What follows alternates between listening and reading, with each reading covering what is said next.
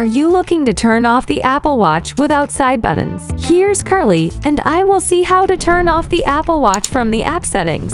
No physical button is required. Unlock the Apple Watch if it's locked. Go to the home.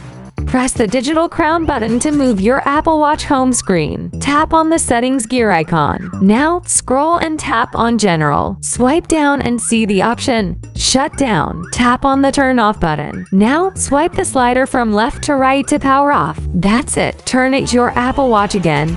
Press and hold the digital crown button or side button just below the digital crown button until you see the Apple logo on screen. If it's not turning on after turn off your Apple Watch for a long time, keep it on charge for at least 30 minutes to direct wall plug and try to turn on again. That's it. I hope you like this video. Don't miss to like, share and subscribe for more upcoming videos and comment for more help.